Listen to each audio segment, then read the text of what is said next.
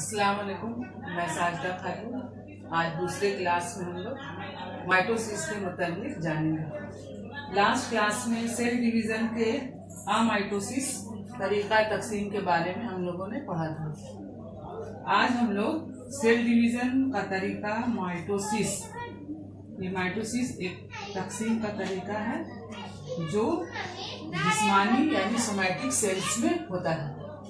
इस तरीका तकसीम में भी कार्योकाइनेसिस और साइटोकाइनेसिस का मरहला यके बाद दीगरे आता है। कार्योकाइनेसिस यानी न्यूक्लियस का डिवीजन। इस न्यूक्लियस का डिवीजन होगा सेल में, एक न्यूक्लियस से दो न्यूक्लियस होगा, यही मरहला कार्योकाइनेसिस कहलाता है। कार्योकाइनेसिस को अलग अलग फेज में बांटा गया है।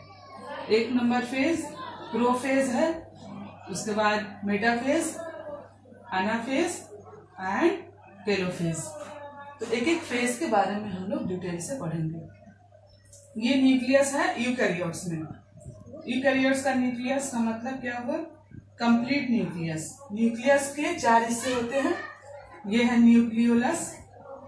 ये न्यूक्लियस का बाहर जो एनवेलप दिख रहा है ये कहलाएगा न्यूक्लियस की झिल्ली। इसके अंदर है न्यूक्लियस का जाल ऐसे, और उसके अंदर है न्यूक्लियोप्लाज्म यानी न्यूक्लियस का रस। तो जब सेल डिवीजन होगा उस वक्त यही न्यूक्लियस का जाल यानी न्यूक्लियर रेटिक्यूलम क्या होगा? अलग अलग टुकड़े में बांटेगा, बट के कॉइल्ड पेचदार हो जाएगा, तब वो कहलाएगा क्रोमोसोम। जो यहाँ पे दिख रहा है क्रोमोसोम। तो ये क्रोमोसोम जो है ये न्यूक्लियर रेटिक्यूलम ही है। बाद में सेल डिवीजन के वक्त ये कहला रहा है क्रोमोसोम। इसकी शक्ल बदल चुकी है, ये अलग अलग टुकड़े में बढ़ गया है और पेचदार होकर छोटा और मोटा हो गया है। पहला फेज जो है वो कार्योकाइनेसिस का सबसे पहला मरहला एक नंबर है प्रोफेज। प्रोफेज में खलिया के अंदर क्या क्या तब्दीली होती है वो हम लोग देख रहे हैं। क्या तब्दीली होगी?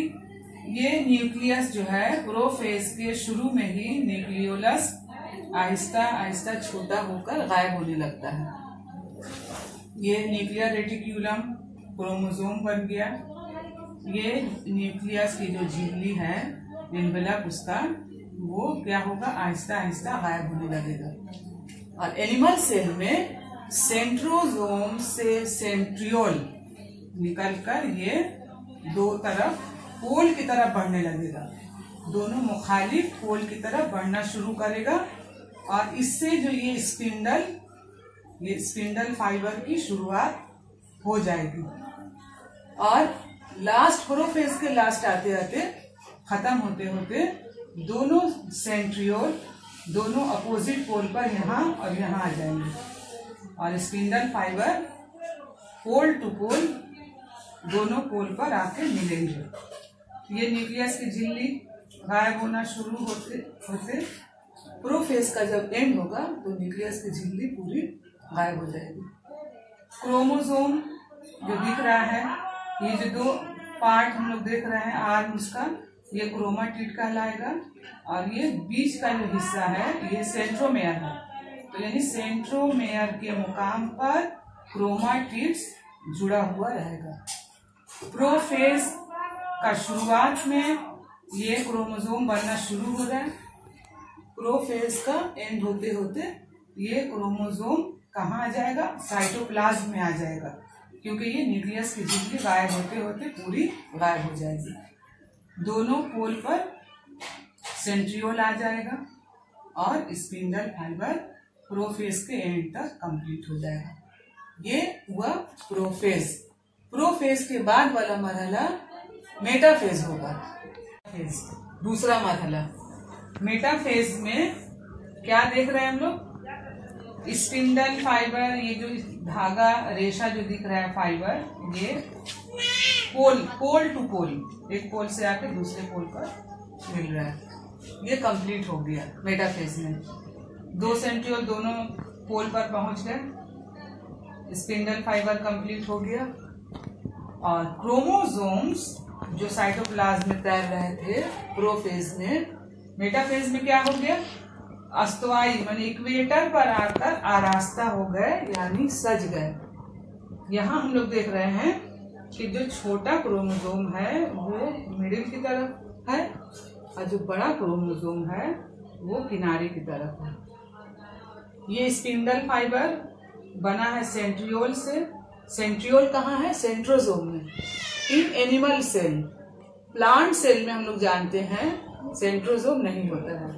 तब वहां ये स्पिंडल फाइबर किससे बनेगा, न्यूक्लियस का जो रस है न्यूक्लियोप्लाज्म उसके ही प्रोटीन से ये स्पिंडल तैयार होता है।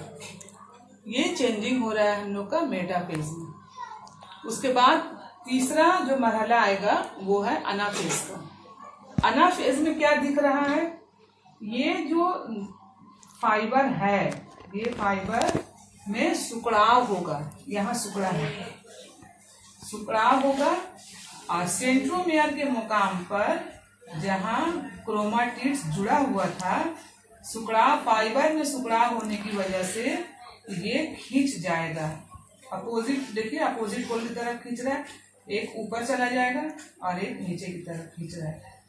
कहाँ पर जुड़ा हुआ था, सेंट्रोमियर के मुकाम पर क्रोमाटिड्स जुड़ा हुआ था, वो अलग हो गया, अपोजिट पोल की तरफ जा रहा है। तो ये कहलाएगा, ये जो क्रोमाटिड्स यानी सिस्टर क्रोमाटिड्स। और अब जब ये क्या होगा, दो अपोजिट पोल की तरफ चला जाएगा, ये ऐसे अलग हो जाएगा। उसके बाद वाला जो मरहला आएगा वो होगा टेलोफेज का।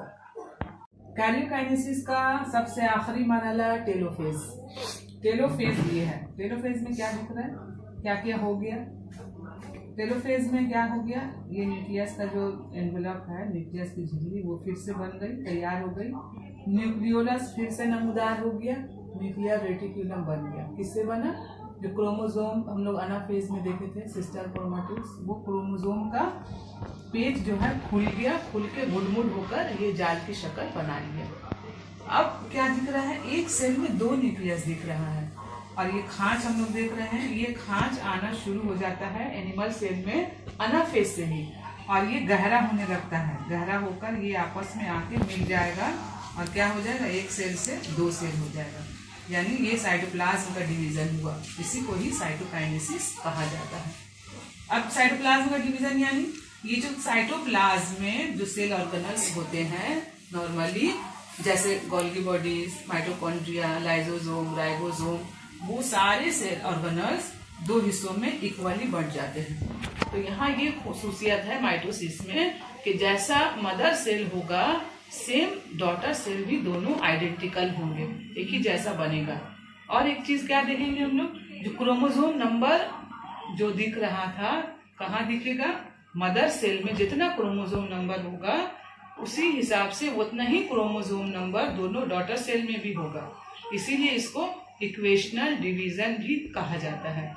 सोमैटिक सेल में होता है इसीलिए सोमैटिक डिवीजन, सेल डिवीजन भी हम लोग कहते हैं। सोमैटिक सेल्स इंसान या जानवर दोनों सोमैटिक सेल्स में ही ये माइटोसिस होगा। पौधों में कहाँ होगा, पौधों में होगा जड़ तना के आखिरी सिरे पर होगा, फूल के कलियों में होगा, कलियों के आखिरी सिरे पर, पत्तियों के किनारे पर होता है और कैम्बियम में भी देखा जाता है। तो ये क्लीवेज के जरिए साइटोकाइनेसिस होगा एनिमल सेल में, यानी ये भी साइटोकाइनेसिस हो जाएगा। और प्लांट सेल में क्या देखेंगे, प्लांट सेल में साइटोकाइनेसिस अलग है, डिफरेंट है थोड़ा। क्या डिफरेंट है, यहाँ सेल प्लेट बनेगा बीच में और इसको हम लोग बोलेंगे cell plate formation. Cell plate किससे बनेगा, गोल्गी वेसिकल्स, गोल्गी वेसिकल्स से सेल प्लेट बनेगा। ये गोल्गी बॉडीज का वेसिकल्स यहाँ जमा होगा, ये जमा हो गया तो इसको हम लोग बोलेंगे सेल प्लेट। और सेल प्लेट के दोनों साइड में पेप्टिक सब्सटेंसेस जमा होंगे, तब वो कहलाएगा मिडिल लमेला। मिडिल लमेला के बाद फिर क्या होगा, मिडिल लमेला के फिर दोनों साइड्स में सेलुलोज जमा होना शुरू हो जाएंगे, तब वो बन जाएगा सेल वॉल और दो सेल अलग हो जाएगा, दो डॉटर सेल्स कंप्लीट हो जाएगा। माइटोसिस कंप्लीट हम लोग देख लिए माइटोसिस का अलग अलग मरहला। नेक्स्ट क्लास में इंशाल्लाह हम लोग मियोसिस का मरहला के बारे में या मियोसिस के बारे में पढ़ेंगे।